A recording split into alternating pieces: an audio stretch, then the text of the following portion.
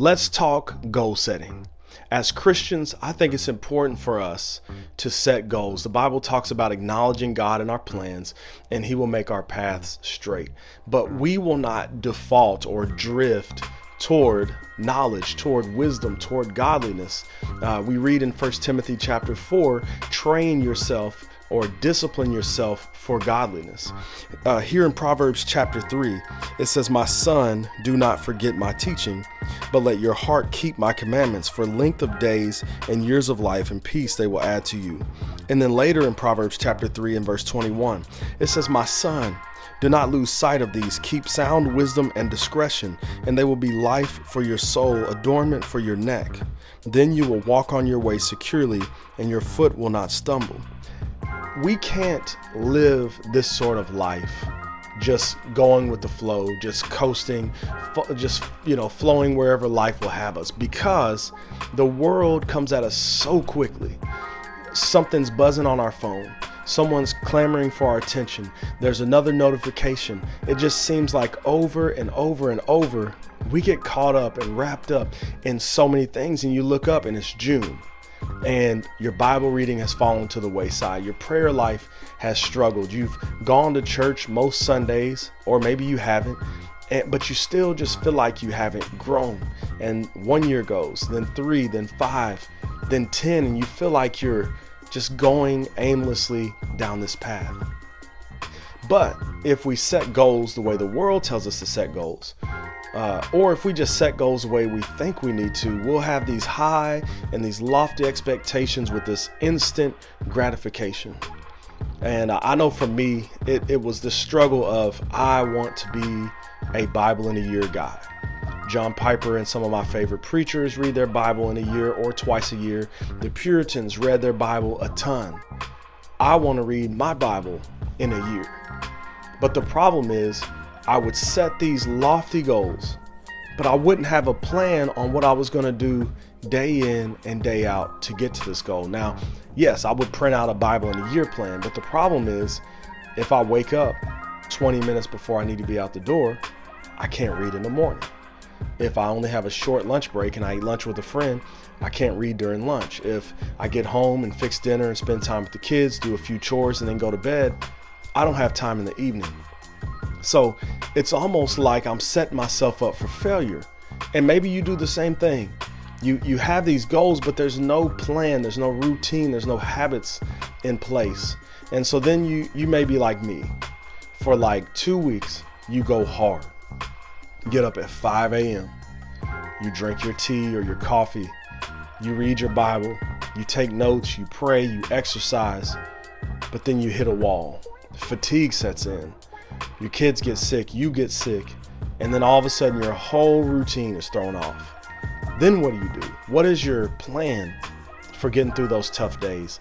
And that's where I've kind of learned I've got to change the way I set goals, the way I plan, the way I build habits, because it doesn't make sense, at least for me. It does not make sense for me to try to read the whole Bible in a year if my life is not structured or set up in a way that would even make sense. So one of the things I've learned, or I'm doing differently this year, is number one, I have quarterly goals. So instead of trying to read the whole Bible in a year, although I think it is doable for a lot of people, my goal this quarter is to become a better Bible reader. And ultimately, my goal is actually to build a personal devotion routine that I can do on good days, that I can do on bad days. And what I've done is I've kind of shifted my thinking. If I were going to the gym to hit the weights, if I used to be a really strong athlete, but now I'm trying to get back in shape, I wouldn't go back and do my workouts from college. I would have to build up, start at beginner mode or intermediate mode, and build up to those advanced workouts. And so that's what I'm doing with my Bible reading plan. Now, I'm a pastor, so I spend a lot of time studying text to preach, to teach people, but there still needs to be a devotional rhythm to my life. So what I'm trying to do is make sure I keep that strong, but I don't want to start at 60 minutes of Bible reading, 30 minutes of meditation, 30 minutes of prayer, have this 2-hour routine, because I know reasonably I've got to be getting my kids ready in the morning. I got to be at work. So I've got to have a routine, a rhythm that's good for me right here, right now. Almost a beginner or intermediate mentality. Not that I'm a beginner Christian, but I've got to have a routine that's doable at a foundational level. So for me, what I've done is I've kind of thought about it like a video game. When you first start a video game, you don't have any gear, you don't have any weapons, the enemies are weaker. And then as you play the game longer, as you get better at the game, as your character builds up the hearts or the hit points, your enemies get stronger, your weapons get better until you can finally fight that final boss. Well, when I think about my goals, if I can start at a ground level, a basic level, I can build that up and become stronger. And that's kind of been my mentality this year. Instead of saying read the whole Bible in a year, my goal is to become a better Bible reader. So I'm starting out with read for 5 minutes, meditate for 5 minutes, pray for 5 minutes, read a devotional, Kevin DeYoung, Daily Theology, I think is what it's called, Daily Doctrine, and then maybe exercise for 5 or 10 minutes in the morning. But if you listen to that, it's about 20 to 25 minutes, so that if I've got to be out the door at 7:30 and I wake up at 6:30, I can do my whole routine, get ready, head out the door. Or if I don't have to be out of the house until 10 o'clock, I could wake up at 8, get a little extra sleep, and still have my devotional rhythm. But here's the beauty. If I wake up at 5 o'clock, let's say I get to bed early at 9, I wake up at 5, I can have longer than that 20 to 25 minutes. That's just to get me started. That's the appetizer at the beginning of the meal, because almost every day I read for more than 5 minutes. I meditate. My reading and meditation becomes 15, 20 minutes. My prayer time becomes 5 or 10 minutes. And then I read my, daily devotional.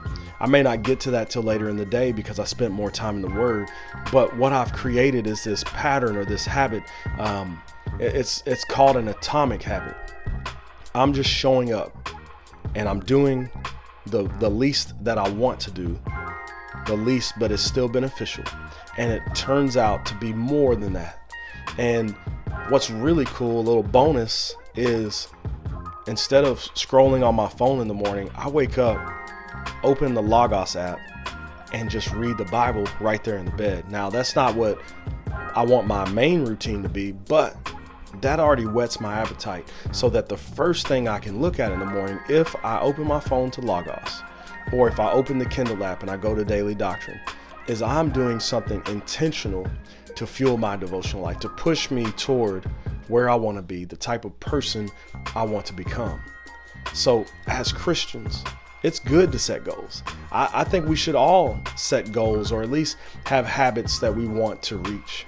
I encourage my local church to have the habit of being Bible readers, Bible meditators, and prayers. And that's the main 3 things I'm trying to build in, to be strong, to be steady, to be continual, in addition to my preaching, teaching, and YouTube and all these other aspects. So for you, what is it that you can do? What is the bare minimum you want to do? And again, bare minimum, reasonable thing that you want to do this year. And set that as your main routine.